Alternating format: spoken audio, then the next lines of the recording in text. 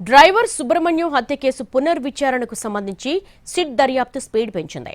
MLC Anantha Babu భార్య, ఇద్దరు అనుచరులను విచారణకు రావాలని నోటీసులు ఇచ్చారు అధికారులు.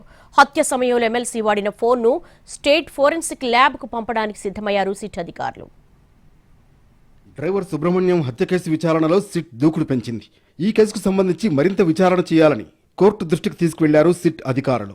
పునర్విచారణ చేసి 90 రోజుల్లోపు అడిషనల్ ఛార్జ్షీట్ దాఖలు చేయాలని న్యాయస్థానం గత నెల 22న ఆదేశాలిచ్చింది. ఇప్పటికే ఎమ్మెల్సీ గన్మెన్ను విచారణ చేశారు. మరోవైపు అనంతబాబు భార్య లక్ష్మీదుర్గతో పాటు ఇద్దరు అనుచరులు గంగాధర్, ప్రవీణ్లను కూడా విచారణకు రావాలని నోటీసులు ఇచ్చారు. దానిపై వాళ్లు హైకోర్టును ఆశ్రయించినట్లు తెలుస్తోంది. దీనికి సిట్ కూడా కౌంటర్ వేయాల్సి ఉంటుంది. ఏ కారణం చేత వాళ్లను విచారణ చేయాలని అనుకుంటున్నారు అనేది కోర్టుకు స్పష్టం చేయాల్సి ఉంటుంది. నోటీసులు ఇచ్చిన వ్యవహారంలో కూడా ఆధారాలు సేకరించే పనిలో ఉన్నారు సిట్ బృందం. దానికి అనుగుణంగా గతంలో ఉన్న సీసీ కెమెరాలను పరిశీలిస్తున్నారు. హత్య జరిగిన కొన్ని రోజుల తర్వాత అనంతబాబును అదుపులోకి తీసుకుని ఐఫోన్ స్వాధీనం చేసుకున్నారు పోలీసులు.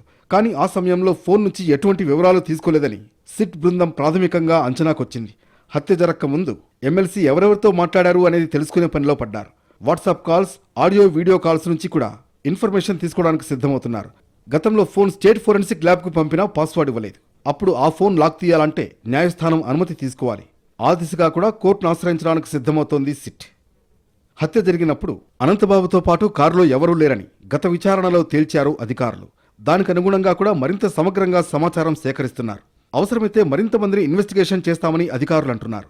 ఇప్పటికే కోర్టు ఇచ్చిన గడువులో 1 నెల అయిపోయింది కాబట్టి మరింత త్వరితగతిన విచారణ పూర్తి చేయాల్సిన అవసరం ఉంది. దానికి అనుగుణంగా అడిషనల్ ఛార్జ్షీట్ దాఖలు చేయడానికి సిద్ధమవుతున్నారు సిట్ అధికారులు.